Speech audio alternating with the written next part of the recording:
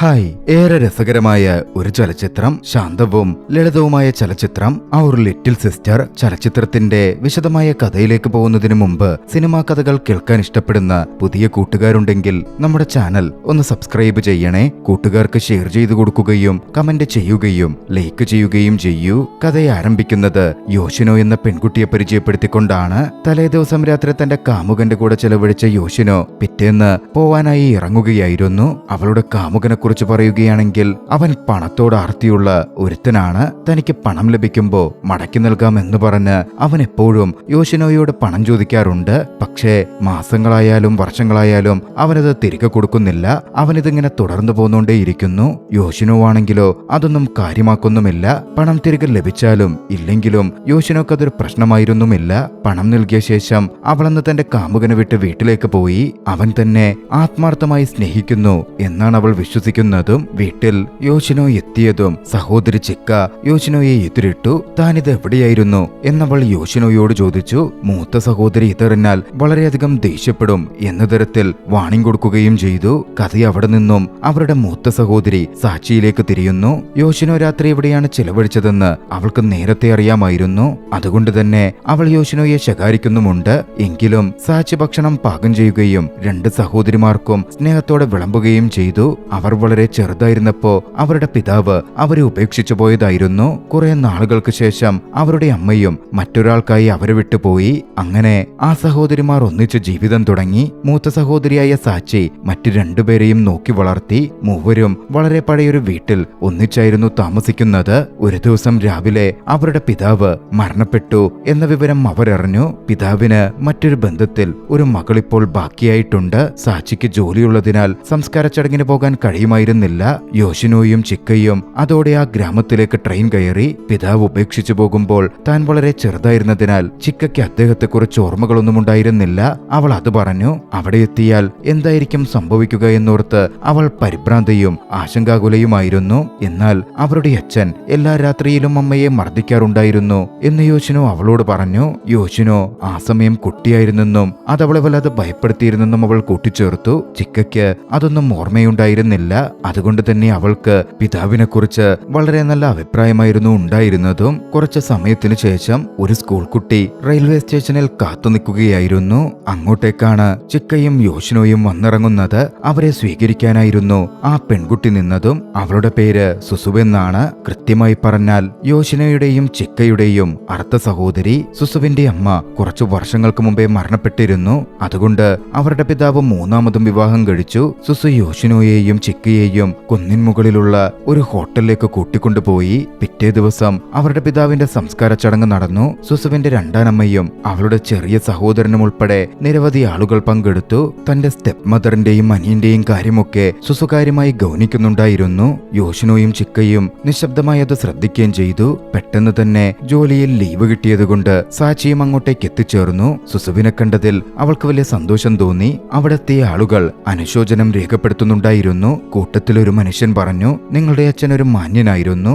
ഉടൻ സാച്ചി മറുപടി കൊടുത്തു, മറ്റുള്ളവരുടെ കാര്യത്തിൽ അദ്ദേഹം മാന്യനായിരിക്കാം, പക്ഷേ ഞങ്ങളെ സംബന്ധിച്ചിടത്തോളം അദ്ദേഹം മാന്യനൊന്നുമല്ല.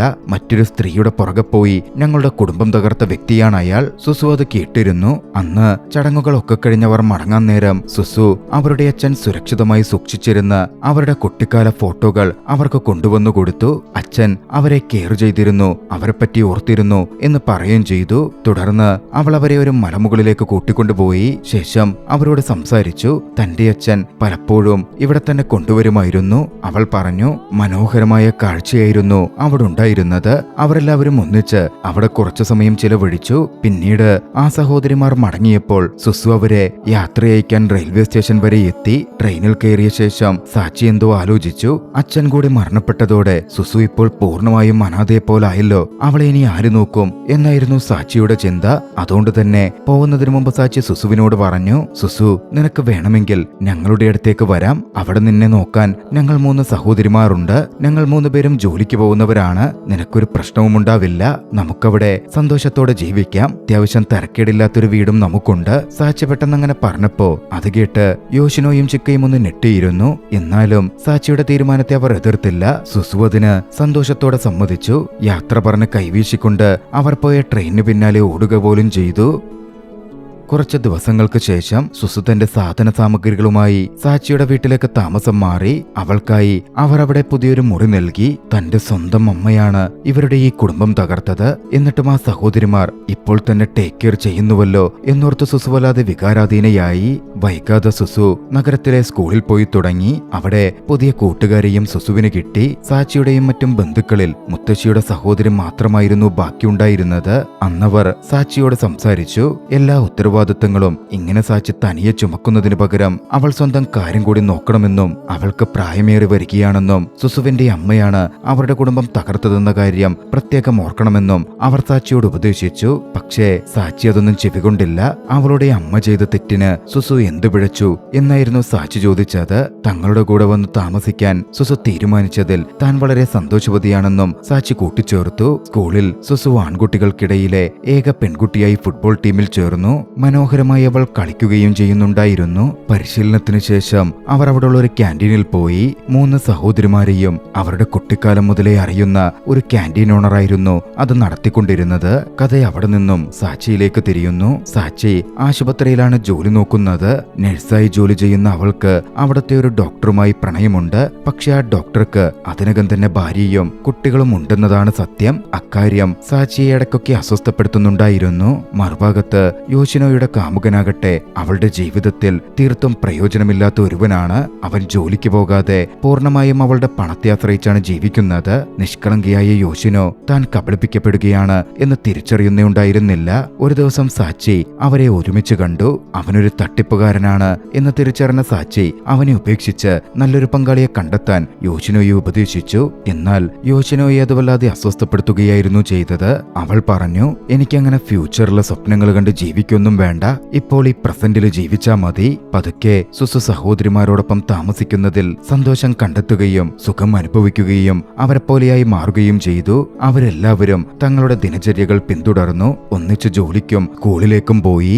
ഒരു ദിവസം യോഷിനോ സുസുവുമായി സംസാരിക്കുകയായിരുന്നു. അപ്പോൾ യോഷിനോ അവളോട് പറഞ്ഞു, നീ ഇപ്പോ കുറച്ചു വലിയൊരു പെൺകുട്ടിയായി കഴിഞ്ഞു. ഇനി നിനക്കൊരു ബോയ് ഫ്രണ്ട് ഒക്കെ ആകാം. അത് കേട്ട് അവളുടെ മുഖം നാണത്താൽ തിളങ്ങി. യോഷിനോ ബാങ്കിലായിരുന്നു ജോലി നോക്കിക്കൊണ്ടിരുന്നത്. ഒരു ദിവസം അവളുടെ കാമുകൻ മറ്റൊരാളോടൊപ്പം ബാങ്കിലെത്തി. അവർ ഒന്നിച്ച് വ്യത്യസ്ത അക്കൗണ്ടുകളിൽ നിന്ന് വലിയൊരു തുക പിൻവലിച്ചു. യോഷിനോക്ക് അതിൽ എന്തോ പോലെ തോന്നി. പിന്നാലെ യോഷിനോ തന്റെ കാമുകനെ വിളിച്ച് എന്താ സംഭവിച്ചത്, ആരാ കൂടെ വന്നയാൾ, എന്തിനിത്രയും പണം പിൻവലിച്ചത് എന്ന കാര്യമൊക്കെ ചോദിച്ചു. പക്ഷേ അവളുടെ കാമുകൻ അവളോട് വല്ലാതെ ദേഷ്യപ്പെടുകയും പരുഷമായി സംസാരിക്കുകയും അവരുടെ ബന്ധം അവസാനിപ്പിക്കുകയും അവളുടെ നമ്പർ ബ്ലോക്ക് ചെയ്യുകയുമായിരുന്നു ചെയ്തത്. അതുകണ്ട് യോഷിനോയുടെ ഹൃദയം തകർന്നു. അന്ന് രാത്രി അവൾ വല്ലാതെ മദ്യപിച്ചു. നാളുകൾ കടന്നുപോയി. സുസു നല്ല രീതിയിൽ ഫുട്ബോൾ കളിക്കുന്നുണ്ടായിരുന്നു. മികച്ച പ്രകടനം അവൾ കാഴ്ചവെച്ചു. ഒരു ദിവസം ഒരു മത്സര വിജയത്തിനു ശേഷം അവൾ വീട്ടിൽ തിരിച്ചെത്തി. അവൾ വല്ലാതെ അവശതയിലായിരുന്നു. വിജയം ആഘോഷിക്കാൻ സഹോദരിമാർ അവൾക്ക് കുറച്ച് പാനീയം നൽകി. പിന്നീട് വസന്തകാലം എത്തി. സഹോദരിമാർ ഒന്നിച്ച് തങ്ങളുടെ മുത്തശ്ശിയുടെ കാലം മുതലുണ്ടായിരുന്ന ആ പഴയ കുടുംബ വീട് അറ്റകുറ്റപ്പണികൾ നടത്തി പെയിന്റ് ചെയ്യാൻ ആരംഭിച്ചു. ആ നിമിഷങ്ങളെല്ലാം അവർ ഒന്നിച്ച് വല്ലാതെ ആസ്വദിക്കുന്നുണ്ടായിരുന്നു. പിന്നീട് അവർ വെക്കേഷന് കടൽ തീരത്ത് പോയി. ഒന്നിച്ചിരുന്ന് ഒരുപാട് നേരം സംസാരിച്ചു, കളിച്ചു ചിരിച്ചു. നാളുകൾ വീണ്ടും കടന്നുപോയി. സുസുവിന്റെ പുതിയ സ്കൂൾ സെമസ്റ്റർ ആരംഭിച്ചു. അപ്പോഴാണ് അവൾ ഫുഡ എന്ന പേരുള്ള ഒരു ആൺകുട്ടിയെ കണ്ടുമുട്ടിയത്. അവനോടവൾക്ക് മെല്ലെ ഇഷ്ടം തോന്നി. ഇതിനിടയിൽ യോഷിനോ ഒരിക്കൽ സ്ഥിരമായി പോകുന്ന ആ ക്യാൻറ്റീനിൽ ജോലിയുടെ ഭാഗമായി പോയി. ക്യാൻറ്റീൻ ഉടമയുടെ സഹോദരൻ ആ ക്യാൻറ്റീൻ വിറ്റ് അതിൽ നിന്ന് കിട്ടുന്ന പണം പങ്കിടാൻ ആഗ്രഹിക്കുകയാണ്. അതുകൊണ്ട് തന്നെ ആ ക്യാൻറ്റീൻ ഓണർ വല്ലാതെ ദുഃഖത്തിലായിരുന്നു. അവരുടെ അങ്കിൾ ബാങ്കിൽ ലോൺ എടുത്തുകൊണ്ട് ആ ക്യാൻറ്റീൻ പൂർണ്ണമായി വാങ്ങാം എന്നവരെ ഉപദേശിച്ചു. അക്കാര്യമൊക്കെ അവർ യോഷിനോയുമായി ഡിസ്കസ് ചെയ്തു. ആ ഒരു സമയത്താണ് യോഷിനോ തന്റെ പഴയ കാമുകനിൽ നിന്ന് വ്യത്യസ്തനായ വളരെ പക്വതയുള്ളവനും ഉത്തരവാദിത്ത ബോധമുള്ളവനുമായ ബാങ്കിലെ തന്റെ സീനിയർ ഓഫീസറെ കണ്ടുമുട്ടുന്നത്. അദ്ദേഹവുമായി ഒന്നിച്ച് ചെലവഴിച്ച നിമിഷങ്ങൾ യോഷിനോയുടെ മനസ്സിൽ അദ്ദേഹത്തോടുള്ള പ്രണയം വളർത്തി.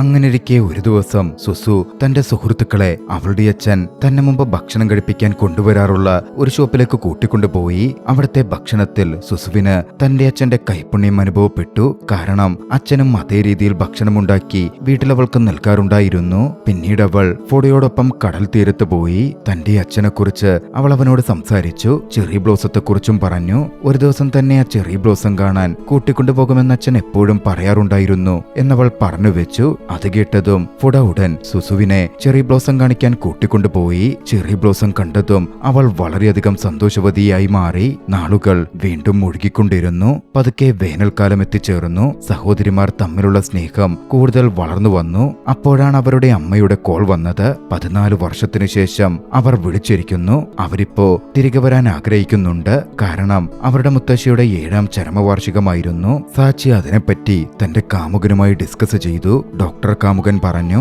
എന്തൊക്കെ പറഞ്ഞാലും അവര് നിങ്ങളുടെ അമ്മയല്ലേ, നിങ്ങളെ ഒന്ന് കാണണം എന്ന് തോന്നിക്കാണും. ഒരമ്മയ്ക്ക് മക്കളോടുള്ള സ്നേഹം ഒരിക്കലും അവസാനിക്കില്ല. നിങ്ങൾ എന്തായാലും അവരെ കാണണം. ഈ വിവരം വൈകാതെ സുസുവിന്റെ ചെവിയിലും എത്തി. മുത്തശ്ശിയുടെ ചരമവാർഷികത്തിൽ പങ്കെടുക്കാനോ അവരുടെ അമ്മയെ കാണാനോ സുസു ആഗ്രഹിക്കുന്നുണ്ടായിരുന്നില്ല. അവൾക്ക് പേടിയായിരുന്നു. സാച്ചി പറഞ്ഞു, നീ പേടിക്കണ്ട, ഞങ്ങളുടെ അമ്മയ്ക്ക് നിന്നെ അറിയില്ല, അവര് ഞങ്ങളെ കണ്ടിട്ട് പൊക്കോളും. സുസു പക്ഷേ അപ്പോഴും വിഷമത്തിലായിരുന്നു. സുസുവിന്റെ അമ്മയാണല്ലോ അവരുടെ അമ്മയിൽ നിന്ന് അവരുടെ അച്ഛനെ തട്ടിക്കൊണ്ടുപോയത്. അതിന്റെ ഭയം അവളിൽ നിറഞ്ഞു നിന്നിരുന്നു. തുടർന്ന് മുത്തശ്ശിയുടെ അനുസ്മരണ ദിനം എത്തി. വൈകാതെ അവരുടെ അമ്മയും വന്നു ചേർന്നു. ആന്റിക്കൊപ്പമായിരുന്നു അവർ വന്നത്. സാച്ചിയും മറ്റുള്ളവരും സുസുവിനെ അമ്മയ്ക്ക് പരിചയപ്പെടുത്തി. സുസുവിനെ കണ്ടതും അവരുടെ അമ്മ ഒന്ന് ഞെട്ടിയിരുന്നു. തുടർന്ന് ചടങ്ങൊക്കെ കഴിഞ്ഞ് എല്ലാവരും സംസാരിക്കുമ്പോ അമ്മ പറഞ്ഞു, നമുക്കിനി ഈ വീടങ്ങ് വിൽക്കാം, എനിക്കിത് വിൽക്കാൻ താല്പര്യമുണ്ട്, നിങ്ങളൊക്കെ വിവാഹം കഴിച്ച് മാറി മാറി താമസിക്കാൻ നോക്ക്. പക്ഷേ സാച്ചി പറഞ്ഞു, ഒരിക്കലും ഈ വീട് വിൽക്കില്ല, ഞങ്ങളുടെ ഓർമ്മകളൊക്കെ ഈ വീടുമായി ബന്ധപ്പെട്ടിട്ടാ ഉള്ളത്. അവരുടെ അമ്മയ്ക്ക് അത് തീരെ ഇഷ്ടപ്പെട്ടില്ല. പരുഷ സ്വഭാവമുള്ള അവർ ആരുടെയും വാക്ക് കേൾക്കുന്ന വ്യക്തിയുമായിരുന്നില്ല. സുസുവിന്റെ അമ്മ തന്റെ ഭർത്താവിനോടൊപ്പമാണ് ഒളിച്ചോടിയത് എന്ന് പറഞ്ഞ അവൾ അവിടെ ഉണ്ടായിരുന്ന സുസുവിനെ പരിഹസിക്കാൻ തുടങ്ങി. അത് സുസുവിൽ വലിയ വേദന നിറച്ചു. അവൾ തന്റെ മുറിയിലേക്ക് പോയി. കുറച്ചു കഴിഞ്ഞ് സാച്ചി സുസുവിന്റെ അടുത്തെത്തി. സുസുവിനെ സമാധാനിപ്പിച്ച് സംസാരിച്ചു. അമ്മ പറഞ്ഞ കാര്യങ്ങളിൽ നീ വിഷമിക്കേണ്ടെന്ന് പറഞ്ഞു. പക്ഷേ സുസു സാച്ചിയോട് ക്ഷമ പറയുകയായിരുന്നു ചെയ്തത്. എന്റെ സ്വന്തം അമ്മയാണ് നിങ്ങളുടെ കുടുംബം തകർത്തതെന്നും അത്തരം സ്ത്രീകൾ യഥാർത്ഥത്തിൽ എന്ത് ദുഷ്ടികളാണ് എന്നും അവൾ പറഞ്ഞു. അത് കേട്ടതും സാച്ചി വല്ലാതായി പോയി. കാരണം താനും സുസുവിന്റെ അമ്മയെപ്പോലെയല്ലേ ഇപ്പോൾ ജീവിക്കുന്നത് എന്നൊരു ചിന്ത അവൾക്കുള്ളിൽ നിറഞ്ഞു. തന്റെ കാമുകന് ഇപ്പോൾ ഒരു കുടുംബമുണ്ട്. അദ്ദേഹത്തെ അവരിൽ നിന്ന് പിരിച്ചു കൊണ്ടുവരാനല്ലേ താൻ ശ്രമിക്കുന്നത്. തന്റെ പ്രണയം കാരണം മറ്റൊരു കുടുംബം തകരുകയല്ലേ താൻ ചെയ്തത്. എന്ത് വലിയ തെറ്റാണ്. അവളുടെ ഉള്ളിൽ ചോദ്യശരങ്ങൾ വന്ന് പതിച്ചുകൊണ്ടേയിരുന്നു. എന്നിരുന്നാലും തന്റെ വികാരങ്ങൾ എന്തു ചെയ്യും എന്നറിയാതെ അവൾ അമ്പരന്നു നിന്നു. അടുത്ത ദിവസം അമ്മ അവിടെ നിന്നും മടങ്ങാൻ തീരുമാനിച്ചിരുന്നു. അമ്മ സാച്ചിക്കും മറ്റ് സഹോദരിമാർക്കും താൻ കൊണ്ടുവന്ന ഗിഫ്റ്റുകൾ കൊടുത്തു. പോകുന്നതിനു മുമ്പ് മുത്തശ്ശിയുടെ കുഴിമാടം സന്ദർശിക്കണം എന്നവർ പറഞ്ഞു. സാച്ചി അമ്മയ്ക്കൊപ്പം പോയി. അന്ന് മുത്തശ്ശിയുടെ കുഴിമാടത്തിന് മുമ്പിലെത്തി പ്രാർത്ഥിച്ചു മടങ്ങുമ്പോ സാച്ചിക്ക് വല്ലാത്തൊരു സമാധാനം അനുഭവപ്പെട്ടു. സാച്ചിയോട് കുറച്ച് സംസാരിച്ച ശേഷം അവരുടെ അമ്മ ട്രെയിനിൽ മടങ്ങിപ്പോയി. സാച്ചി എപ്പോഴും ചിന്താക്കുഴപ്പത്തിലായിരുന്നു. മുന്നോട്ടുള്ള ജീവിതത്തിൽ ഇനി എന്ത് ചെയ്യണം എന്നവൾ ചിന്തിച്ചുകൊണ്ടിരുന്നു. മറുവശത്ത് യോഷിനോ ക്യാൻറ്റീൻ ലേഡിയുടെ അടുത്ത് പോയിരിക്കുകയായിരുന്നു. ക്യാൻറ്റീനു വേണ്ടി താൻ ലോൺ തയ്യാറാക്കി നൽകാം എന്ന് യോഷിനോ പറഞ്ഞു. പക്ഷെ ആ ലേഡി പറഞ്ഞു, അതൊന്നും വേണ്ട, എന്തായാലും നമുക്ക് ഈ ക്യാൻറ്റീൻ വിൽക്കാം. കിട്ടുന്ന പണത്തിൽ തന്റെ ഷെയർ കൊണ്ട് വാർദ്ധക്യത്തിൽ എനിക്ക് സമാധാനത്തോടെ ജീവിക്കാമല്ലോ. എനിക്ക് എന്റെ ഫ്യൂണറൽ നന്നായി നടത്തുകയും ചെയ്യാം. അവിടെയൊക്കെ ഫ്യൂണറൽ ചടങ്ങുകൾ വളരെ മഹത്വമുള്ളതായിട്ടാണ് കണക്കാക്കപ്പെടുന്നത്. യോഷിനോ അതിനെ എതിർത്തില്ല. പിന്നീട് സാച്ചി തന്റെ കാമുകനായ ഡോക്ടർക്കൊപ്പമായിരുന്നു. അദ്ദേഹം അന്ന് സാച്ചിയോട് സംസാരിച്ചു. താൻ തന്റെ ഭാര്യയെ ഡിവോഴ്സ് ചെയ്യാൻ ഉദ്ദേശിക്കുന്നുവെന്നും ഉപരിപഠനത്തിനായി വിദേശത്തേക്ക് പോകാൻ തീരുമാനിച്ചിരിക്കുകയാണെന്നും ഡോക്ടർ വ്യക്തമാക്കി. സാച്ചിയും തന്റെ കൂടെ വരാൻ താൻ ആഗ്രഹിക്കുന്നുണ്ട് എന്ന് ഡോക്ടർ പറഞ്ഞു. സാച്ചിക്ക് പെട്ടെന്ന് ഓർമ്മ വന്നത് തന്റെ അച്ഛനെയായിരുന്നു. ഒരു കുടുംബത്തെ നശിപ്പിച്ച് മറ്റൊരു സ്ത്രീക്കൊപ്പം പോയ തന്റെ സ്വന്തം അച്ഛനെ. ആദ്യം സാച്ചിക്ക് തനിക്കൊരു വിവാഹ വാഗ്ദാനമാണല്ലോ ലഭിച്ചത്, തനിക്കൊരാളുടെ ഭാര്യയാവാമല്ലോ എന്നൊക്കെയോർത്ത് സന്തോഷം തോന്നി. പക്ഷെ തിരികെയുള്ള യാത്രയിൽ അവൾ ആലോചിച്ചത് മുഴുവൻ തന്റെ കുടുംബത്തെപ്പറ്റിയും സഹോദരങ്ങളെപ്പറ്റിയുമായിരുന്നു. അവരെയൊക്കെ എങ്ങനെ വിട്ടെറിഞ്ഞ് തനിക്ക് പോവാൻ പറ്റില്ല എന്നവൾ നോക്കിക്കണ്ടു. സാച്ചി കാര്യങ്ങൾ തന്റെ സഹോദരിമാരുമായി ഡിസ്കസ് ചെയ്തു.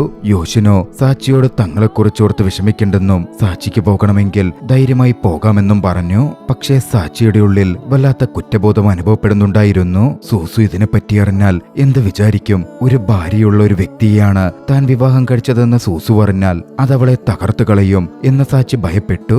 ഒരിക്കൽ സൂസു അത്തരം സ്ത്രീകളെപ്പറ്റി വളരെ മോശമായി സംസാരിച്ചതുമാണല്ലോ. പക്ഷെ ആ വിവരം സൂസുവും അറിഞ്ഞു. സൂസു അതോടെ സാച്ചിയോട് സംസാരിച്ചു. കുടുംബം തകർക്കുന്ന സ്ത്രീകളെപ്പറ്റി താൻ വളരെയധികം മോശമായി സംസാരിച്ചതിന് സൂസു സാച്ചിയോട് മാപ്പ് പറഞ്ഞു. അന്ന് രാത്രി വൈകി യോഷിനോ സാച്ചിയെ ആശ്വസിപ്പിച്ചു. ഇതൊക്കെ ഓർത്ത് നീ വിഷമിക്കണ്ടെന്നും സ്വന്തം ജീവിതം ജീവിക്കാനായി നോക്കൂ. താനും സഹോദരിയും ചേർന്ന് സൂസുവിനെ നോക്കിക്കോളാമെന്നും യോഷിനോ വ്യക്തമാക്കി. അത് കേട്ട് സാച്ചി പുഞ്ചിരിച്ചു. അടുത്ത ദിവസമായിരുന്നു ഫയർഫ്ലൈ ഫെസ്റ്റിവലിലുള്ളത്. സൂസുവിനതിൽ പങ്കെടുക്കാൻ പോകണം. അതിനാൽ മനോഹരമായി പാരമ്പര്യ വസ്ത്രം ധരിക്കാൻ സാച്ചി അവളെ സഹായിച്ചു. തുടർന്ന് സാച്ചി സന്തോഷത്തോടെ ഡോക്ടറെ കാണാൻ പോയി. അവർ ഒന്നിച്ചിരുന്ന് സംസാരിച്ചു. എന്നാൽ ആലോചിച്ച് തീരുമാനിച്ചുറപ്പിച്ചിരുന്ന സാച്ചി ഡോക്ടറുടെ വിവാഹാഭ്യർത്ഥന നിരസിക്കുകയായിരുന്നു ചെയ്തത്. ആ ഡോക്ടറും അവരുടെ അച്ഛനെ പോലെ സ്വാർത്ഥനും തന്റെ കാര്യം മാത്രം നോക്കുന്നവനുമാണെന്നും അവൾ അതിനോടകം തിരിച്ചറിഞ്ഞിരുന്നു. മറ്റൊരു കുടുംബം തകർക്കാൻ അവൾ ആഗ്രഹിച്ചില്ല. ആ ഡോക്ടർ ുമായുള്ള എല്ലാ ബന്ധങ്ങളും അവസാനിപ്പിച്ച് അവൾ അന്ന് തിരികെ പോന്നു. അന്നവിടെ നിന്ന് പോരുമ്പോ ഈ ലോകത്തിലെ മിക്ക പുരുഷന്മാരും ഇതുപോലൊക്കെ തന്നെയാണ് എന്ന് സാച്ചി ചിന്തിച്ചുകൊണ്ടിരുന്നു. ആ ചിന്ത അച്ഛനോടുള്ള വെറുപ്പ് കുറയ്ക്കുന്ന രീതിയിലേക്ക് സാച്ചിയെ കൊണ്ടെത്തിച്ചു. മറുവശത്ത് സൂസുവാകട്ടെ ക്യാൻറ്റീൻ ലേഡിയുടെ അടുത്ത് പോയിരിക്കുകയായിരുന്നു. സൂസുവിനായി അവരൊരു സ്പെഷ്യൽ വിഭവം ഉണ്ടാക്കി കൊടുത്തു. അത് കഴിച്ച് അവൾ ഒരുപാട് ആസ്വദിച്ചു. ഫ്യൂഡയും അവളുടെ കൂടെയുണ്ടായിരുന്നു. അവർ ഒന്നിച്ച് ഫെസ്റ്റിവലിലൊക്കെ പങ്കെടുക്കുകയും ഒരുപാട് സന്തോഷിക്കുകയും ചെയ്തു. അന്ന് ആഘോഷമൊക്കെ കഴിഞ്ഞ് മടങ്ങുന്നതിന് മുമ്പ് ഫ്യൂഡ അവളോട് സംസാരിച്ചു. അവളുടെ ഡ്രസ്സ് ഗംഭീരമായിട്ടുണ്ട് എന്ന തരത്തിൽ അവൾക്ക് കോംപ്ലിമെന്റ് നൽകി. അത് അവളിൽ വല്ലാത്തൊരു സന്തോഷം നിറച്ചിരുന്നു. ആഘോഷമൊക്കെ കഴിഞ്ഞ് അവൾ തിരികെ വീട്ടിലേക്ക് എത്തുമ്പോൾ ഫെസ്റ്റിവൽ ആയതുകൊണ്ട് തന്റെ സഹോദരിമാരും പാരമ്പര്യ വസ്ത്രം ധരിച്ചിരിക്കുന്നത് അവൾ കണ്ടു. പിന്നാലെ 4 സഹോദരിമാരും ഒന്നിച്ച് ആഘോഷം ആരംഭിച്ചു. വീടിന്റെ മുറ്റത്ത് അവർ ഫയർ വർക്ക്സ് നടത്തി. പിന്നീട് അങ്ങോട്ടേക്ക് സുസുവും സാച്ചിയും തമ്മിലുള്ള ബന്ധം കൂടുതൽ ശക്തമായി. അവർ ഒന്നിച്ച് മദ്യപിച്ചു. വീട് അറ്റകുറ്റപ്പണി നടത്തി. മുത്തശ്ശിയുടെ കല്ലറ സന്ദർശിക്കാൻ പോയി. സാച്ചിയും സുസുവും ഒന്നിച്ച് മല കയറുകയും തങ്ങളുടെ അച്ഛൻ അവരെ കൊണ്ടുപോകാറുള്ള ഇടങ്ങളിൽ അവർ പോവുകയും ചെയ്തു. അവർ ചെയ്യാൻ ആഗ്രഹിച്ചിരുന്ന എല്ലാ കാര്യങ്ങളും അവർ ചെയ്യുകയും ആസ്വദിക്കുകയും ചെയ്തു. യാഥാർത്ഥ്യത്തിൽ ആ 2 സഹോദരിമാർക്ക് മാത്രമേ അച്ഛനെക്കുറിച്ച് ഒരുപാട് ഓർമ്മകളുണ്ടായിരുന്നുള്ളൂ. മറ്റുള്ളവർക്ക് അച്ഛന്റെ നല്ലതൊന്നും ഒരിക്കലും ഓർത്തെടുക്കാൻ കഴിഞ്ഞിരുന്നില്ല. അച്ഛൻ കാരണം ഏറ്റവും കൂടുതൽ അനുഭവിച്ചതും സാച്ചിയും സൂസുവും മാത്രമായിരുന്നു. അന്ന് കെട്ടിപ്പിടിച്ച് അവർ ഒരുപാട് കരഞ്ഞു. അവരുടെ വേദനകൾ കണ്ണീരായി പെയ്തിറങ്ങിപ്പോയി. കുറച്ച് ദിവസങ്ങൾക്ക് ശേഷം ക്യാൻറ്റീൻ ലേഡി അന്തരിച്ചു. ക്യാൻറ്റീൻ വിറ്റ് കിട്ടിയ പണത്തിൽ നിന്നും അവർക്ക് ഗംഭീരമായൊരു സംസ്കാര ചടങ്ങ് സാച്ചിയും മറ്റുള്ളവരും ചേർന്ന് ഒരുക്കിക്കൊടുത്തു. സംസ്കാര ചടങ്ങിന് ശേഷം 4 സഹോദരിമാരും കടൽ തീരത്ത് പോയി. അച്ഛൻ എപ്പോഴും ചെറി ബ്ലോസംസിനെ പറ്റി സംസാരിക്കാറുണ്ടായിരുന്നു എന്നപ്പോൾ സൂസു പറഞ്ഞു. അന്ന് സാച്ചി മറുപടി കൊടുത്തു. അദ്ദേഹം ഒന്നിലും ഒരു ശ്രദ്ധയില്ലാത്ത വ്യക്തിയായിരുന്നു. പക്ഷേ തീർച്ചയായും അദ്ദേഹം ഒരു നല്ല മനുഷ്യനാണ്. എനിക്ക് തോന്നുന്നു അതുകൊണ്ടാണ് നമ്മളൊക്കെ ഇങ്ങനെ ഒന്നിച്ച് ജീവിക്കുന്നതും നല്ല രീതിയിൽ മുന്നോട്ട് പോകുന്നതെന്നുമാണ്. ആ ഒരു നിമിഷത്തിൽ ആ 4 സഹോദരിമാരും തങ്ങളോട് ക്രൂരത ചെയ്ത് തങ്ങളുടെ പിതാവിനോട് ക്ഷമിച്ചിരുന്നു. ആ ദൃശ്യങ്ങളിൽ ചലച്ചിത്രം അവസാനിക്കുകയാണ്. രസകരമായ ഈ ഒരു ചലച്ചിത്രം നിങ്ങൾക്കിഷ്ടമായെങ്കിൽ വീഡിയോ ലൈക്ക് ചെയ്യുക.